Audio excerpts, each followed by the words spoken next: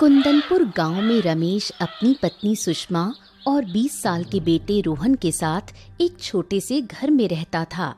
रमेश बेहद ईमानदार और मेहनती इंसान था। फिर एक दिन माँ माँ तुम कहाँ चली गई हो मुझे छोड़कर? माँ आ जाओ ना माँ। हे भगवान मेरी माँ की रक्षा करना।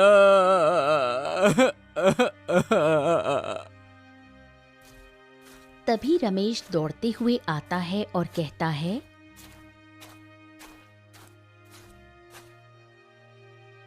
अरे अरे क्या हो गया रोहन बेटा? तुम रो क्यों रहे हो? पिताजी माँ को मैं सुबह से ढूंढ रहा हूँ पर माँ मुझे कहीं नहीं मिल रही। माँ सुबह पानी लेने के लिए गई थी, तब से मैं उन्हें ढूंढ रहा हूँ पर वो कहीं नहीं मिल रही। पता नहीं कहाँ चली गई मेरी माँ। बस बस बस मेरे बच्चे, बस बस बस तुम चिंता मत करो बेटा। मैं तुम्हारी माँ को ढूंढ कर लाता हूँ, है ना? तुम यहीं बैठकर मेरा इंतजार करना। चुप हो जाओ बेटा, चुप हो जाओ। मैं आता हूँ, मैं आता हूँ।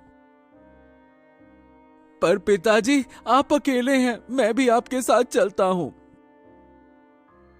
नहीं बेटा, अगर तुम्हारी माँ घर पर आई तो कम से कम तुम यहाँ पर रहोगे ना। और देखो शायद तुम्हारी माँ आ जाए, है ना? चलो चलो मैं आता हूँ। इतना कहकर रमेश ढूंढने के लिए निकल पड़ता है और 2 दिन बीत जाते हैं पर रमेश भी वापस नहीं आता। तब रोहन परेशान हो जाता है।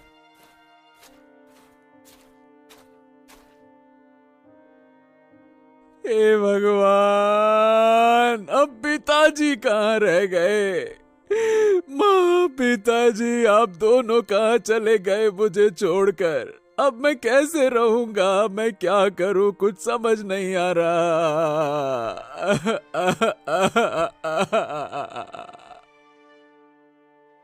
रोहन फूट फूट कर रोने लगता है।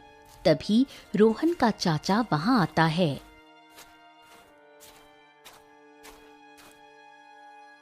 अरे क्या हो गया बेटा? तुम इतना रो काहे रहे हो? हम कई दिन से देख रहे हैं कि भैया और भाभी नजर नहीं आ रहे हैं। कहाँ गए वो?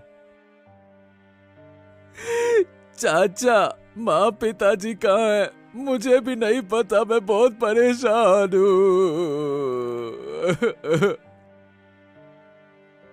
ओहो पता नहीं वो लौट के क्यों नहीं आए अब तक। अब ठीक है, लेकिन बेटा रोहन तू चिंता मत कर। अब तू मेरे साथ चल। अब तू यहाँ अकेले नहीं रहेगा। मेरे घर पर तेरी चाची भी है। तू वहां आराम से रहना। इस सूने घर में अकेले क्या करेगा? अब ये घर इतना वीरान सा लग रहा है। चल तू मेरे साथ चल। लेकिन चाचा जी अगर माँ पिताजी वापस आ गए तो? ओहो तो तुम यहाँ आकर देखते रहना ना। आ गए तो ठीक है, अच्छी बात है। हाँ ठीक है चाचा। रोहन अपने चाचा के साथ चला जाता है। कुछ दिन बीतते हैं।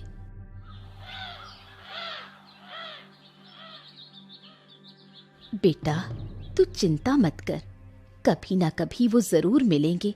तू मजबूत बन, उन्हें ढूंढने की उम्मीद मत छोड़ना। बता बेटा कुछ खाना है क्या? तू बहुत कमजोर दिख रहा है, कुछ खा ले। नहीं चाची मेरा मन नहीं है, मुझे कुछ नहीं खाना। मैं थोड़ी देर बाहर टहलने जा रहा हूँ, शायद थोड़ी हवा लगे तो मन हल्का हो जाए। ठीक है बेटा, लेकिन ज्यादा दूर मत जाना और शाम होने से पहले वापस जरूर लौट आना। रोहन बाहर निकल जाता है।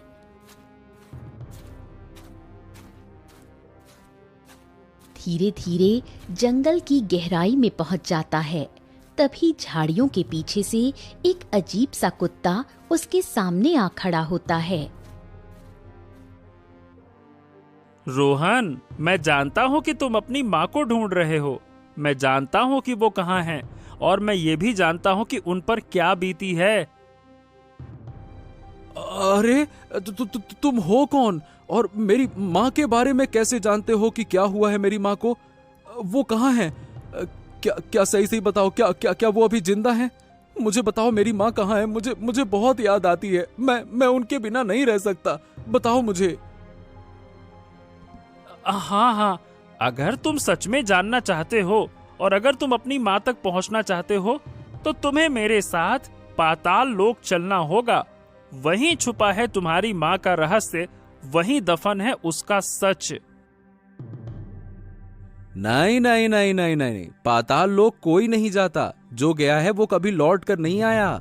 सब कहते हैं जो पाताल लोक की गहराइयों में चला गया वो वहीं रह जाता है, उसकी सांसें भी लौटती नहीं हैं। वैसे मैं वहां कैसे जा सकता हूं? मैं तो बस अपनी माँ को वापस पाना चाहता हूं। मैं मरना वरना नहीं चाहता। हो रोहन, तुम्हारी माँ को तुम्हारी जरूरत है, वो अभी जिंदा हैं, लेकिन बेचारी बहुत कष्ट में है। वो तुम्हें पुकार रही हैं। उसके दिल की हर धड़कन तुम्हें ढूंढ रही है। अगर तुम नहीं गए तो वो हमेशा के लिए खो जाएंगी। बताओ, क्या तुम उसे ऐसे अकेले छोड़ सकते हो? क्या उसकी पुकार को अनसुना कर सकते हो? बताओ। हो ऐसा? तो ठीक है। अगर मेरी माँ को मेरी जरूरत है फिर तो मैं किसी भी लोक में जा सकता हूँ। मैं अपने चाचा चाची को कुछ नहीं बताऊंगा। मैं किसी को रोकने का मौका ही नहीं दूंगा। मैं बस किसी भी तरह से अपनी माँ को वापस पाना चाहता हूँ, चाहे मुझे अपने प्राण ही क्यों ना देने पड़े। चलो मैं तैयार हूँ। तो ठीक है, कल यहाँ आना, इसी जगह पर, ठीक है? हाँ ठीक है। फिर रोहन घर वापस लौटता है।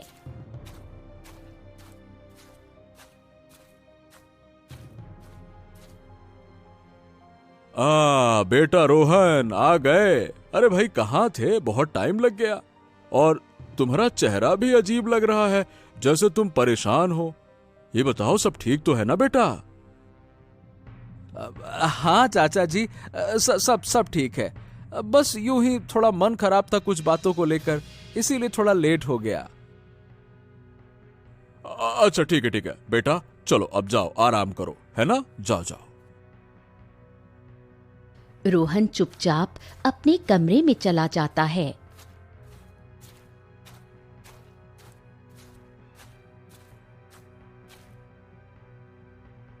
सुनिए जी, आपने देखा ना रोहन को? अभी आया है, पर उसकी आंखों में जो डर और बेचैनी है वो साफ झलक रही है, जैसे वो किसी भारी बात को दिल में छुपा रहा है। अरे भाग्यवान, तू भी ना हर बात में शक करती है। अरे भाई बच्चा है, अकेला रह गया है, माँ बाप नहीं रहे तो थोड़ा परेशान तो रहेगा ही ना। एकदम से कैसे हंसता खेलता हो जाएगा? गजब बात करती हो। नहीं जी, आज मेरी ममता मुझे धोखा नहीं दे रही है। ये लड़का कोई बात हमसे छुपा रहा है। मुझे लगता है कि उसे हमारी सच्चाई के बारे में कुछ भनक लग गई है। ओहो, चल ठीक है, अब तू कह रही है तो बात में तो दम होगा। अब ये बता क्या करें फिर? एक काम करो, कल सुबह जब ये निकले तो इसके पीछे जाना और ध्यान से देखना कि ये दिन भर कहाँ जाता है, क्या करता है, किससे मिलता है। ये बहुत जरूरी है, नहीं तो एक दिन ऐसा आएगा कि हम अपने किए पर पछताएंगे। ठीक है, मैं देखूंगा, कल इसका पीछा करूंगा।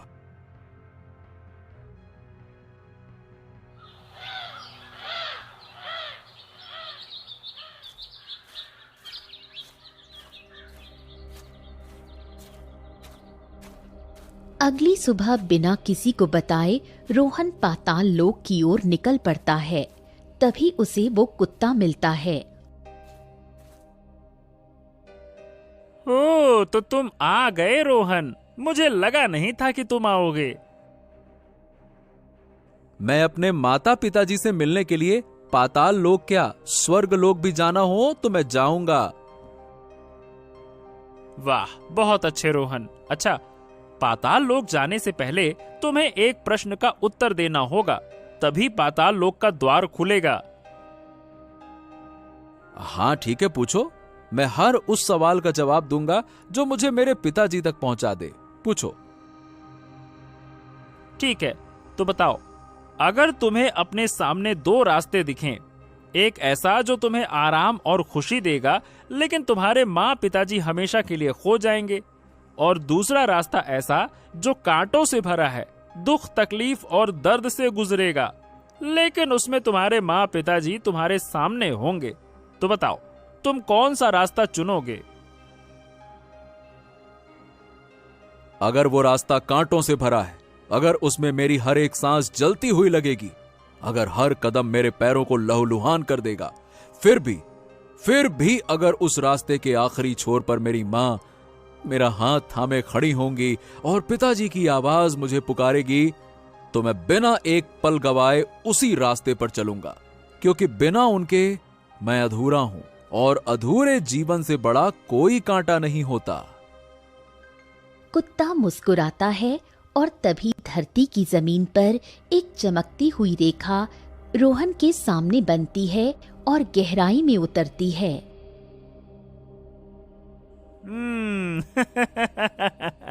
शाबाश रोहन, शाबाश। तुम्हारा उत्तर तुम्हारे दिल की गहराइयों से निकला है। यही जवाब था जो पाताल लोक के द्वार को खोल सकता था।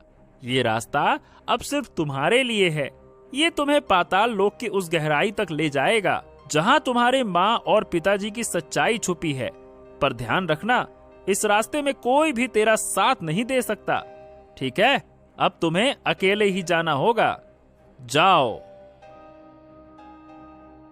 हाँ, मैं जानता हूं कि अब ये सफर मेरा है, लेकिन तुम्हारा साथ मेरे दिल में रहेगा। जाओ जाओ रोहन, तुम्हारी सच्चाई तुम्हारा इंतजार कर रही है, और अपना ख्याल रखना। जाओ। रोहन साहस के साथ उस अंधेरे और रहस्यमय रास्ते में उतर जाता है और पाताल लोक की यात्रा शुरू होती है। चलते चलते वो एक गुफा में पहुंचता है जहां उसे एक रहस्यमयी तांत्रिक मिलता है। ओ, तो तुम वही लड़के हो जो अपनी माँ के मोह में पाताल लोक चला आया। बहुत साहसी हो तुम, लेकिन यहां तक आना ही काफी नहीं है। अगर तुम अपनी माँ से मिलना चाहते हो तो तुम्हें अपने शरीर को त्यागना होगा। हैं? अपने शरीर को त्यागना मतलब क्या मुझे मरना होगा? क्या मैं फिर कभी लौट नहीं सकूंगा? क्या मैं फिर कभी अपने घर को नहीं देख पाऊंगा? चाचा चाची को नहीं देख पाऊंगा क्या? हाँ, लेकिन अगर यही रास्ता है मां से मिलने का तो ठीक है, मैं तैयार हूं, क्योंकि मेरे लिए इस जीवन का कोई अर्थ नहीं अगर उसमें मेरी मां नहीं है। सोच लो बालक, एक बार ये निर्णय ले लिया तो फिर लौटने का कोई मार्ग नहीं बचेगा। ये अंतिम सांसों की डगर है, सोच ले। हाँ, मेरी सांसें मेरी नहीं है, मेरी जिंदगी भी मेरी नहीं है। जब मां ही नहीं है तो इस शरीर का बोझ लेकर क्या करूंगा मैं? अब बस मां से मिलना चाहता हूं और बस एक बार उन्हें गले लगाना चाहता हूं। मैं तैयार हूं। तांत्रिक आंखें बंद करता है और मंत्र बुदबुदाता है। ओम नमः कालाय शक्तये नमः।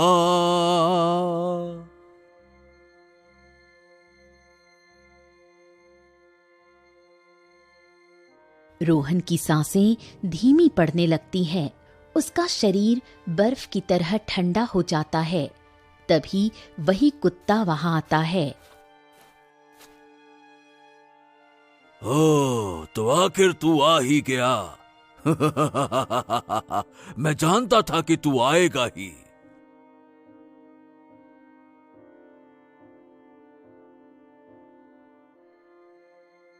हैं तुम? अरे तुम तो जिन बन गए। अरे ये क्या हो रहा है? मेरी तो कुछ समझ में नहीं आ रहा।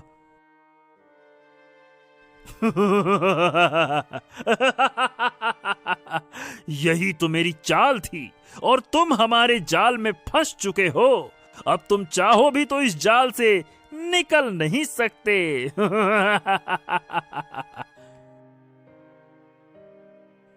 नहीं नहीं नहीं नहीं नहीं नहीं, ये सच नहीं हो सकता। तुम तो मेरी मदद कर रहे थे। तुमने ही तो कहा था कि मेरे माँ पिताजी को ढूंढोगे। तुम्हारे माँ बाप ही तो मेरे रास्ते का सबसे बड़ा रोड़ा थे। मैं उन्हें मारना चाहता था 10 साल पहले ही, लेकिन वो बच गए। और उस दिन मैं जिस शक्ति को हासिल करना चाहता था, वो शक्ति आज तुम्हारे अंदर है। और ये कुत्ता, ये मेरा वफादार जिन है।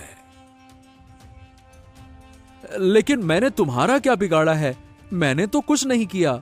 फिर तुमने हमारे साथ ऐसा क्यों किया? अरे भाई रोहन, मैं तो मजबूर था। मुझे इस कुत्ते की योनि से मुक्ति चाहिए थी, इसीलिए मैंने तांत्रिक का साथ दिया। वरना सही बताऊं तो मेरा तुमसे कोई बैर नहीं है और ना ही मैंने तुझे कभी कोई नुकसान पहुंचाना चाहा। मुझे छोड़ दो, मुझे छोड़ दो, मुझे जाने दो।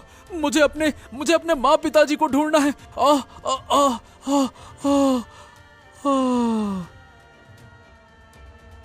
रोहन का शरीर ठंडा होने लगता है, उसका दिमाग सुन्न पड़ने लगता है।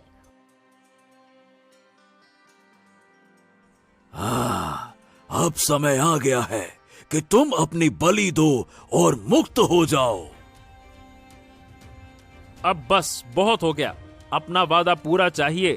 मैंने तुम्हारी मदद की थी, अब तुम मुझे इस कुत्ते के शरीर से मुक्त करो। मैंने तुमसे झूठ बोला था।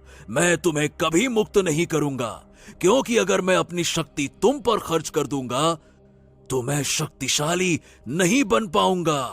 तुम अब हमेशा कुत्ते की योनि में रहोगे।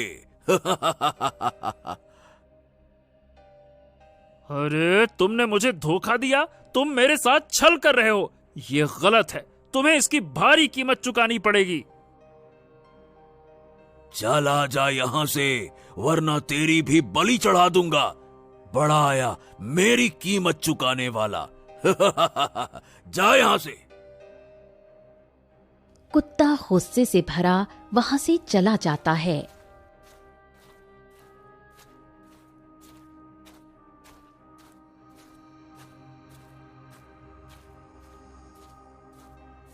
तांत्रिक, ये तो तुम्हें बहुत महंगा पड़ेगा। मैं तुम्हारे इस धोखे का बदला जरूर लूंगा। हाँ,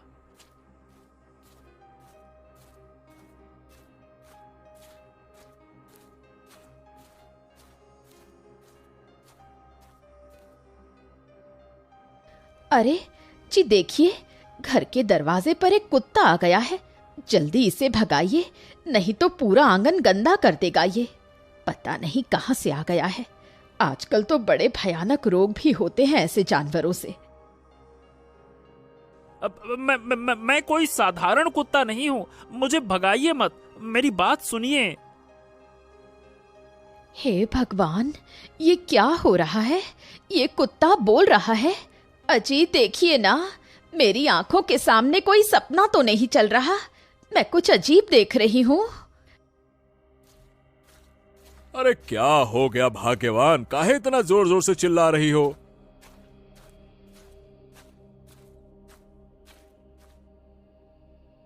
जी यहाँ कोई कुत्ता बोल रहा है। वो बोल रहा है सच में, देखिए तो सही। अरे ये कैसे हो सकता है? कोई कुत्ता भला बोल कैसे सकता है?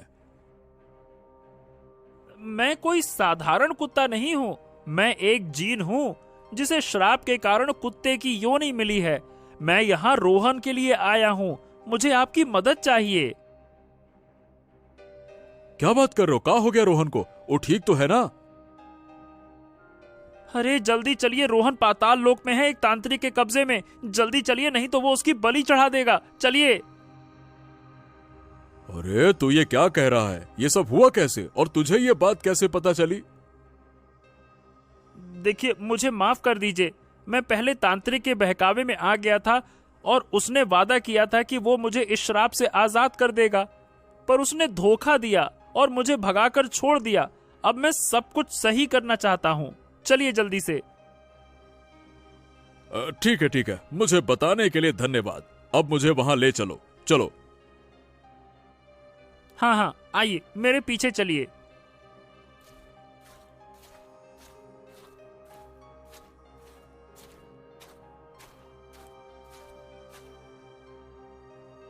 देखिए, ये पाताल लोक का गेट है। ये सिर्फ जिन के लिए खुलता है, लेकिन अगर कोई इंसान इसमें प्रवेश करना चाहता है तो उसे एक पहेली का उत्तर देना होगा। अब हाँ हाँ ठीक है, मैं उत्तर दूंगा। बोलो क्या पहेली है? वो क्या है जो खुद नहीं चलता पर दुनिया को चलाता है? न उसका आकार है न उसका रंग, फिर भी सब उसे पहचानते हैं। बताओ वो क्या है? हाँ, वो है वक्त। गेट तेज रोशनी के साथ खुल जाता है और चाचा अंदर पाताल लोक में प्रवेश करता है तो देखता है रोहन बेहोश पड़ा है। अरे रोहन, ये क्या हो रहा है बेटा? अब तुमने ये क्या किया? अपने प्राणों की आहुति देने क्यों चले आए? अरे क्या तुम पागल वागल हो गए हो क्या? क्या तुम्हें जरा भी अपनी जान की कीमत का अंदाजा नहीं है क्या? हैं? चाचा, जब से माँ गई है, जब से पिताजी मुझे छोड़कर कहीं खो गए हैं, मैं हर रात बस यही सोचता रहता हूँ कि क्या मैं कभी उन्हें फिर से देख पाऊंगा, क्या कभी फिर से उनकी गोद में सर रखकर सो पाऊंगा, रो पाऊंगा। मैंने ये सब सोचकर ही ये कदम उठाया था चाचा, लेकिन इस तांत्रिक और उसकी ये मायावी कुत्ते ने मिलकर मुझे धोखा दिया है। हाँ रोहन बेटा, अगर अब भी तुम में थोड़ा सा भी धैर्य और थोड़ी सी भी साहस है तो मेरी बात सुनो। और अब मैं तुम्हें वो बताने जा रहा हूं जो शायद तुम्हारी आत्मा को झकझोर देगा, पर यही सच्चाई है बेटा। तुम्हारी माँ और पिताजी को मैंने मारा है। हाँ बेटा, मैंने अपने इन्हीं हाथों से उन्हें खत्म कर दिया। क्या कहा चाचा? नहीं नहीं नहीं नहीं, ये नहीं हो सकता। भला आप मेरे माँ पिताजी को क्यों मारेंगे? आप तो उनके भाई थे ना। फिर भला कोई अपने भाई और भाभी को इस तरह से कैसे मार सकता है? चाचा, आप इतने बेरहम कब से हो गए हो? हाँ बेटा, तुम्हारी माँ कोई साधारण औरत नहीं थी। वो एक दिव्य शक्ति की अधिष्ठात्री थी। वो रोशनी थी अंधेरे के बीच की, वो अच्छाई थी बुराई से लड़ने वाली। और तुम्हारे पिताजी भी उसी मार्ग पर चलने वाले एक सत्य वीर थे।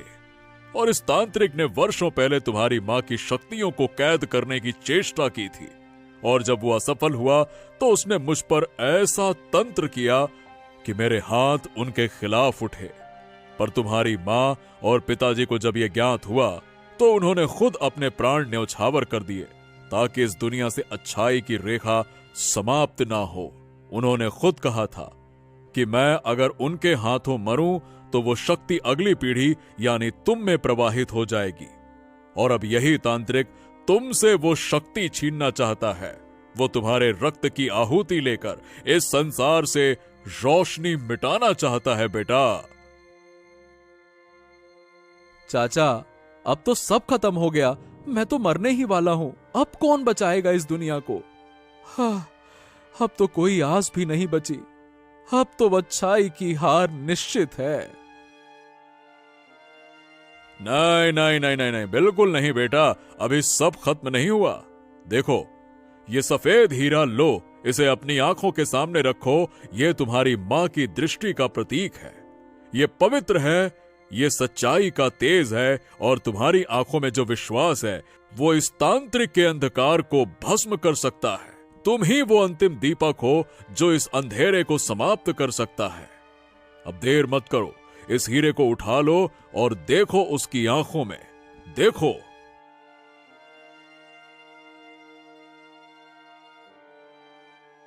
जैसे ही रोहन हीरे को अपनी आंखों के सामने लाता है, एक तेज रोशनी फूटती है और तांत्रिक चीखता हुआ धरती पर गिर पड़ता है।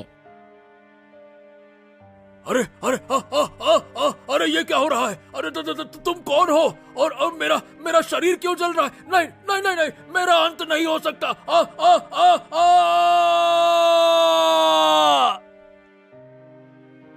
तुम्हारी वजह से मेरे भैया भाभी इस दुनिया में नहीं रहे। तुम्हें जीने का कोई हक नहीं। रोहन बेटा, इस पर अच्छे से नजर डालो और इसको जलाकर भस्म करो। फिर रोहन तांत्रिक को देखने लगता है जिस वजह से तांत्रिक वहीं जलकर तड़पकर मर जाता है। मुझे माफ कर दो रोहन, मेरी वजह से तुम्हारी जान खतरे में पड़ गई थी।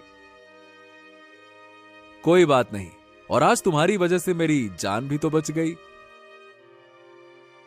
ठीक है, अब मेरा श्राप टूट चुका है, तो मैं अब अपने लोक वापस जा रहा हूँ और तुम्हें भी अपनी शक्तियों से पाताल लोक से बाहर निकाल देता हूँ। फिर जिन अपनी शक्तियों से रोहन और उसके चाचा को उसकी दुनिया में भेज देता है।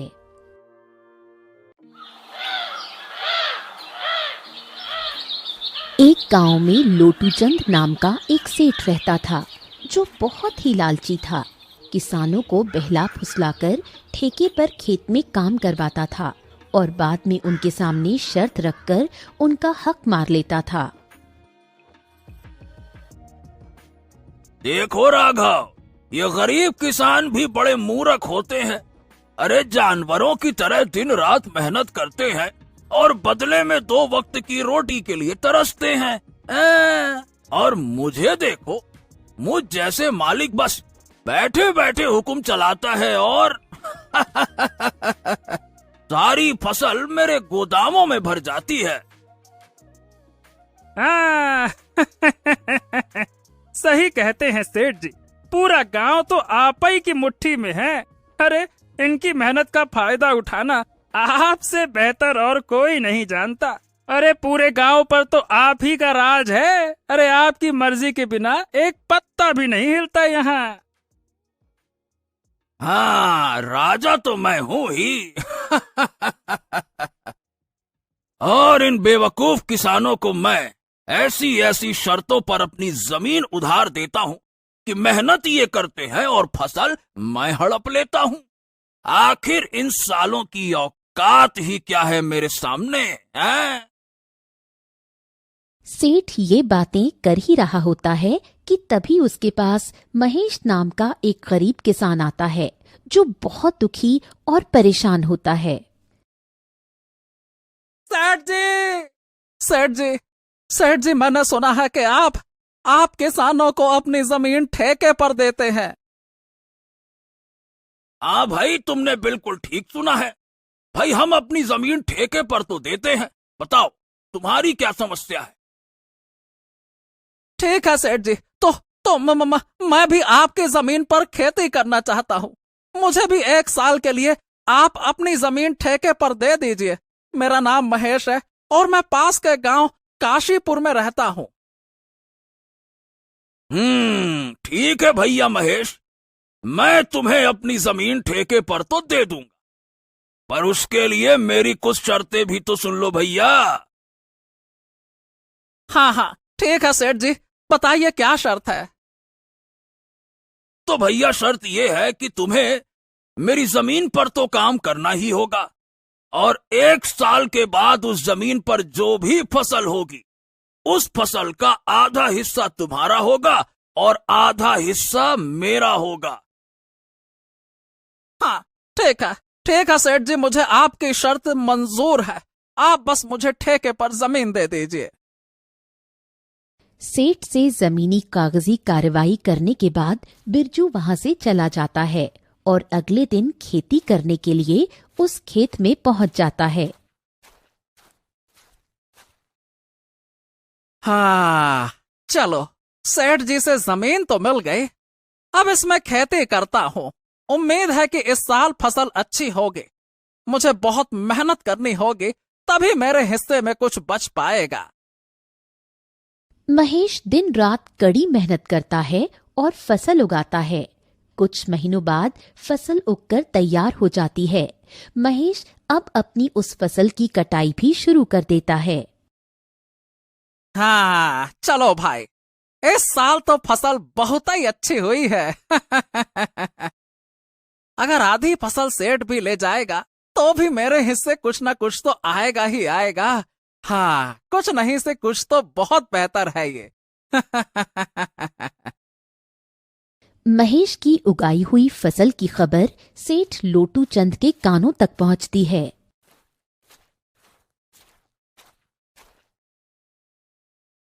अरे सेठ जी, अरे सेठ जी, सुनते हो क्या?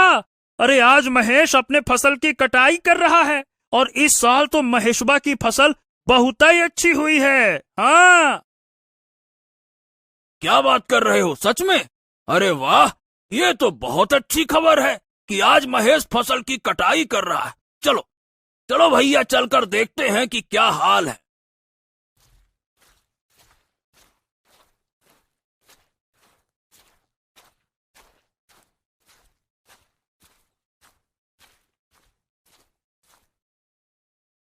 अरे महेश, ए भैया, फसल तैयार हो गई क्या? हाँ, इस बार तो तुम्हारी फसल वाकई बहुत अच्छी लग रही है। वाह वाह वाह, बहुत मेहनत किया है तुम। धन्यवाद धन्यवाद। बिल्कुल सही कहा सेठ जी। इस बार मैंने धान की फसल लगाई है और काफी मेहनत करने के बाद इतनी अच्छी फसल हुई है। अब तो मैंने कटाई भी शुरू कर दी है। अरे भैया, ये तुम्हारी मेहनत वहनत से नहीं हुआ है। अरे ये तो हमारी उपजाऊ जमीन का कमाल है। हाँ? अरे तुम्हारी मेहनत हो या न हो, फसल तो इस जमीन पर होगी ही होगी। ये बात तो ठीक है सेठ जी, लेकिन खेत भले ही उपजाऊ हो, लेकिन अगर वहां मेहनत नहीं होगी तो फसल कैसे होगी? मैंने बहुत मेहनत की है इस पर, तब जाकर ऐसी फसल हुई है। हाँ हाँ, ठीक है ठीक है, ज्यादा मत बोल। और सीधी बात है, मेहनत तो किराए के मजदूर भी करते हैं। मेरी बात ध्यान से सुन, असली कमाई का हकदार वही है जिसकी जमीन है। और शर्त के मुताबिक अब जल्दी से मेरे हिस्से की आधी फसल निकाल, ताकि मैं यहां से जाऊं। मुझे और भी काम है, समझा क्या? चल। ये कहकर सेठ महेश से अच्छी अच्छी फसल लेकर चला जाता है और खराब फसल महेश के पास छोड़ देता है, जिसे देखकर महेश मायूस हो जाता है। हाँ, यह क्या है? अरे इतनी मेहनत करने के बाद बस इतनी सी फसल, वो भी बेकार फसल मेरे हिस्से आई है। अरे धिक्कार है, ऐसी जिंदगी पर धिक्कार है। आखिर कब तक दूसरों के इशारों पर मैं नाचता रहूंगा? भगवान, अरे मेरी सुन रहे हो कि नहीं? कब मेरी अपनी जमीन होगी भगवान? महेश इसी तरह अपनी जिंदगी काट रहा था। कुछ महीनों बाद महेश का बेटा मोहन, जो शहर पढ़ने के लिए गया था, अब वापस गांव आ जाता है। गांव आने पर जब उसने गांव का नजारा देखा तो उसे बहुत दुख हुआ।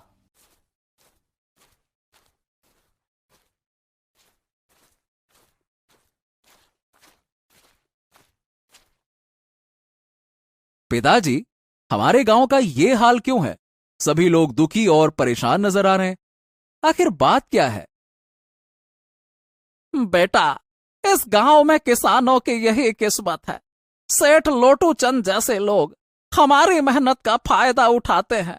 मेहनत हम करते हैं और फल सेठ लोटू चंद जैसे लोग खा जाते हैं। हमारे पास ना तो अपनी जमीन है, ना अधिकार। बस मेहनत करते हैं और बेटा भूखे रह जाते हैं। यही लगता है हमारी नियति है। किसानों की ये स्थिति सुनकर मोहन बहुत दुखी हो जाता है और गुस्से में आ जाता है। बस पिताजी, बस बस बस करिए। अब आप चिंता मत कीजिए। अब ये अन्याय और नहीं चलेगा। आज से मैं खेती करूंगा और उस लालची सेठ लोटू चंद को उसी की शर्तों में उसकी चालाकी का जवाब दूंगा। अब उसे समझ में आएगा कि उसका पाला किससे पड़ा है।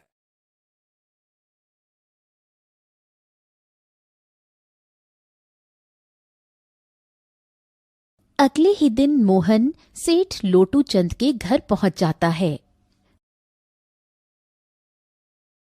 हाँ भैया, कहो मोहन, क्या बात है? सेठ जी राम राम। पिताजी की जगह इस बार मैं खेती करूंगा। मुझे ठेके पर कुछ जमीन चाहिए। हैं? क्या बात है, क्या बात है? अब तुम खेती करोगे? वाह! अरे बेटा, जाओ जाओ जाओ, अभी तुम्हारे अंदर इतना दम नहीं है बेटा। कि तुम खेती कर पाओ। देखो ऐसा है बेटा कि पढ़े लिखे लड़के ना खेती के नाम पर गधेड़े साबित होते हैं, समझे क्या? अरे नहीं नहीं सेठ जी, आप ऐसा मत बोलिए। मैं पढ़ा लिखा हूं, लेकिन हूं तो किसान का बेटा ही ना। खेती किसानी मेरा धर्म है। हाँ, खेती किसानी मेरा धर्म है तो ठीक है, चल मान लेता हूं मैं भी कि खेती किसानी करेगा। वैसे भी आजकल काम ही क्या कर रहा है, सब पढ़ लिख कर ऐसे ही बेरोजगार तो घूम रहे हैं, तो खेती किसानी ही सही है ना। चलो भैया ठीक है, करो तुम खेती किसानी ही करो। आपका आपका बहुत बहुत धन्यवाद सेठ जी, जो आपने इतनी कृपा की। अरे बस बस, धन्यवाद बाद में दे देना, पहले भैया मेरी नियम और शर्तें तो सुन लो। हाँ हाँ बिल्कुल सेठ जी, बताइए क्या शर्त है आपकी। ये तो बच्चा है, इसे कुछ ऐसी शर्त बताता हूं जिससे कि इसकी सारी फसल मेरी हो जाएगी। वैसे भी इसका पिता महेश हर साल धान की फसल लगाता है, तो ये बेवकूफ भी धान ही लगाएगा। हाँ अच्छा ठीक है, तो मोहन सुनो, तुम जो भी फसल लगाओगे उसका आधा मैं रखूंगा और आधा तुम रखोगे, लेकिन ऊपर का हिस्सा मैं रखूंगा और नीचे का हिस्सा तुम्हारा होगा, समझ गए? मैं फिर से दोहरा देता हूं, ऊपर का हिस्सा मैं रखूंगा और नीचे का हिस्सा तुम्हारा होगा। अगर मेरी ये शर्त मंजूर है तो बोलो भैया। हाँ हाँ ठीक है सेठ जी, मुझे आपकी शर्त मंजूर है, ऐसा ही होगा। मैं भी फिर से दोहरा देता हूं, ऊपर की फसल आपकी होगी, नीचे की फसल मेरी होगी। जैसा आपने कहा वैसा ही होगा।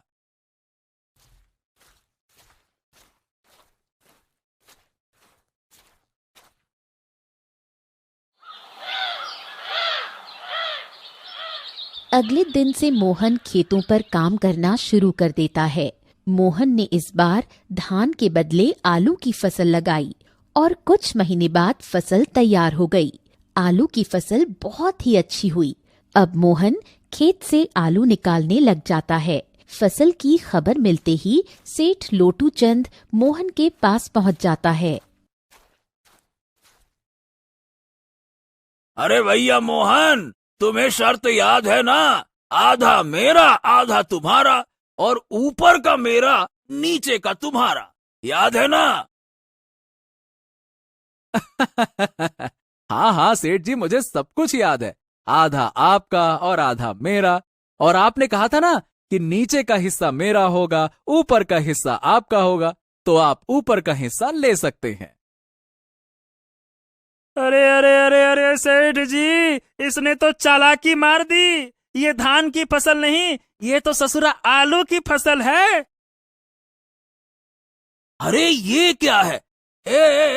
इस बार तुमने आलू लगाया है? हाँ सेठ जी, पिताजी इतने सालों से धान की ही फसल लगा रहे थे, तो मैंने सोचा कि इस बार आलू की फसल लगा लेता हूं। अरे तो मैं क्या करूंगा इस घास फूस को लेकर, जबकि सारे के सारे आलू तो तुम ले रहे हो, ऊपर तो घास फूस ही है ना, हैं? अब देखिए सेठ जी, शर्त आपकी थी, आपने ही शर्त लगाई थी और आप ही अब शर्त को मानने के लिए तैयार नहीं है। मैं तो कुछ नहीं जानता, आप अपना ऊपर का हिस्सा ले जाइए बस। इस तरह मोहन ने चालाकी दिखाते हुए लालची सेठ को मुंह तोड़ जवाब दिया और सभी आलू लेकर घर आ गया और घास फूस उस सेठ के हिस्से छोड़ आया। अरे मालिक, पूरे गांव में आज तक आपके सामने किसी ने चालाकी दिखाने की हिम्मत नहीं की, और ये मोहन का बच्चा आपको इतनी आसानी से बेवकूफ बना गया। क्या सेठ जी, ये क्या हो गया? हाँ, अरे वो बच्चा भला मुझे क्या बेवकूफ बनाएगा? आने दो उसे, इस बार तो मैं उसको ऐसा सबक सिखाऊंगा ना कि मुझसे दोबारा उलझने की कोशिश भी नहीं करेगा। बड़ा आया। कुछ दिन के बाद मोहन दोबारा सेठ के घर जाता है।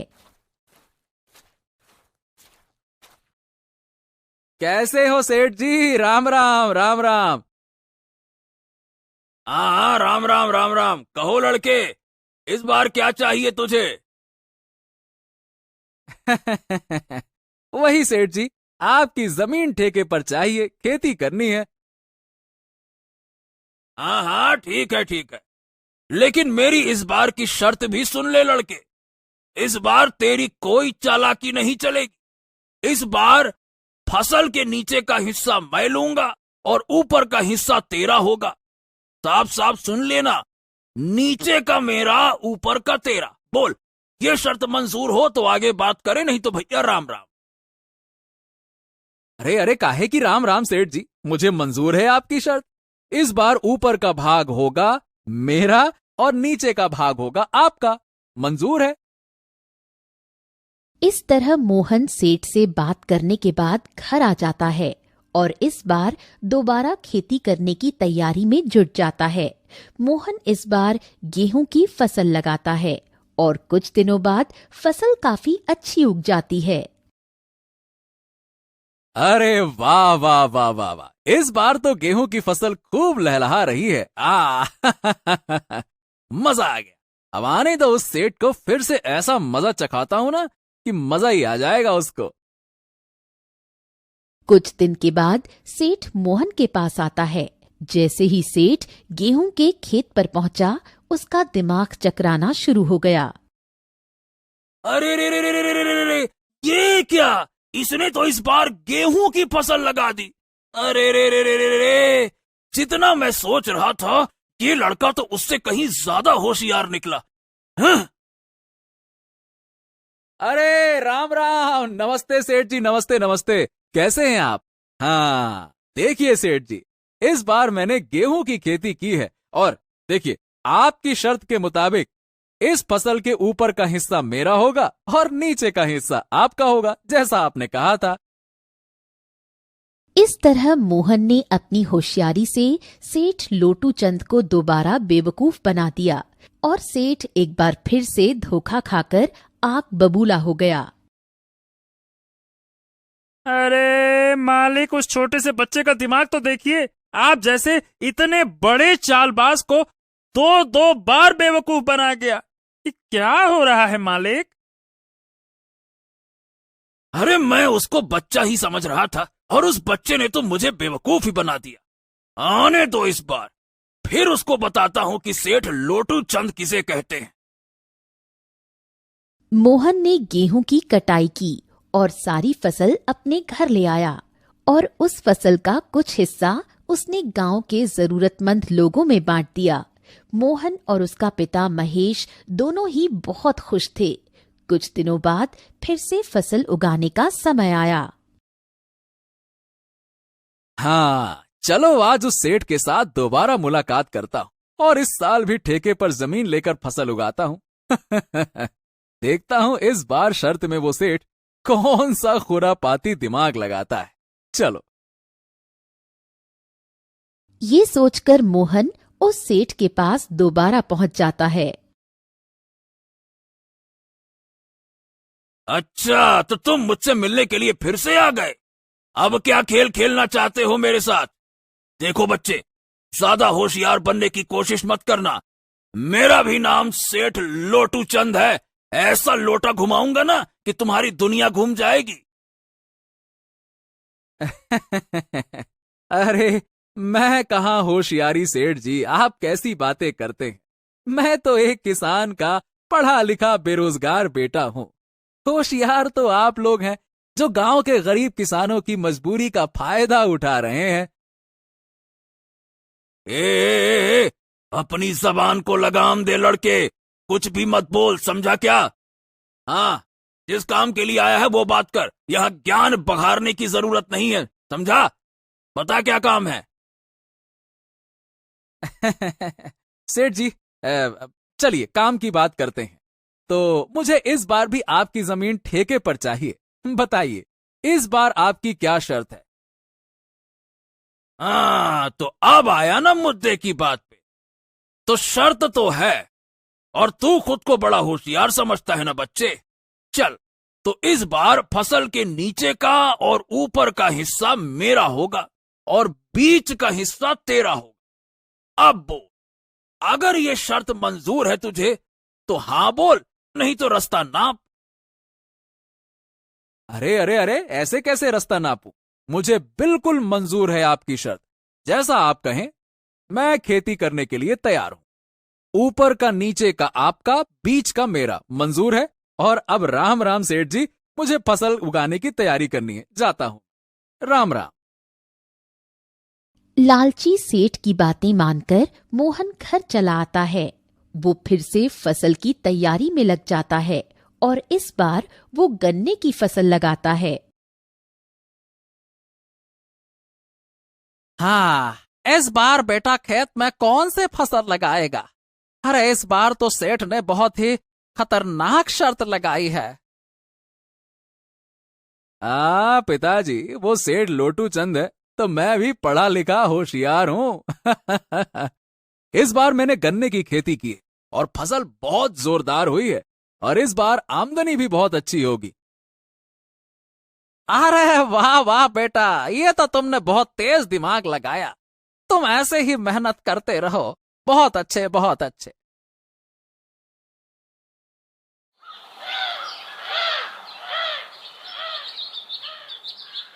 कुछ दिनों बाद लालची सेठ और राघव दोनों दोबारा मोहन के पास आने लगे। अरे सेठ जी, इस बार तो मोहन का दिमाग ही चकरा जाएगा। इस बार तो आपने बहुत ही बढ़िया शर्त रखी है। ऊपर का भी आपका, नीचे का भी आपका। अब उसके पास क्या बचा?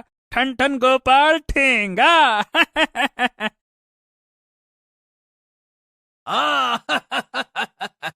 बिल्कुल सही कहा राघव। इस बार मैंने अपने दिमाग का 200% उपयोग किया है। अरे ब्रह्मास्त्र छोड़ा है, सीधा ब्रह्मास्त्र। अब देखता हूं वो कैसे धराशायी नहीं होता है। इस बार वो मोहन का बच्चा समझ जाएगा कि उसका पाला किससे पड़ा है। चलो। इस तरह दोनों बातें करते हुए खेत के पास पहुंच जाते हैं और जैसे ही वो खेत पर पहुंचते हैं, अरे रे रे रे सेठ जी, ये मोहन तो आपका भी बाप निकला। देखो जरा, उसने इस बार कौन सी फसल लगाई है? ये क्या है? अरे रे रे रे, ये क्या? इसने तो गन्ने की फसल लगाई है। अरे ससुरा, अब बताओ भला, ऊपर का और नीचे का हिस्सा मेरा होगा और बीच का हिस्सा उसका होगा। अरे रे, मतलब इस बार भी मेरे हिस्से झाड़ फूस घास फूस यही आएगा। अरे इस बार भी मैं बेवकूफ बन गया। साला, मान गए इस किसान के बच्चे को, भाई मान गए।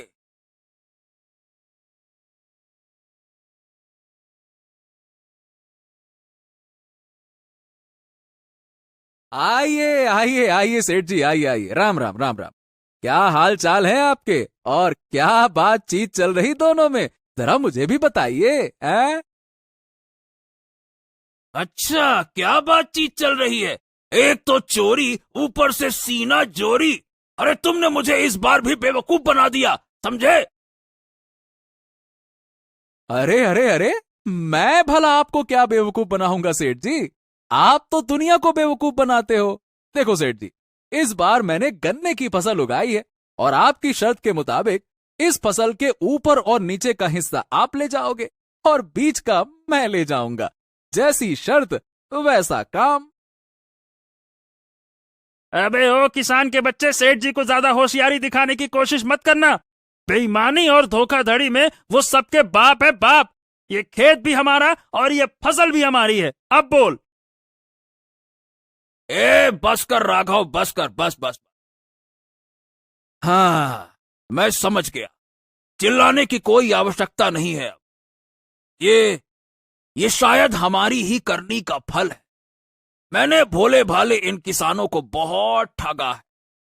आज पहली बार हमसे किसी ने पंगा लिया और इस लड़के ने मेरी आंखें खोल दी। मैं समझ चुका हूं और मेरा हृदय भी परिवर्तित हो गया है। अब मैं किसी किसान को बिल्कुल परेशान नहीं करूंगा। सबकी मेहनत का बराबर पैसा दूंगा और जितने भी किसान की जमीन मेरे पास गिरवी है, मैं सबको वापस कर दूंगा। बस।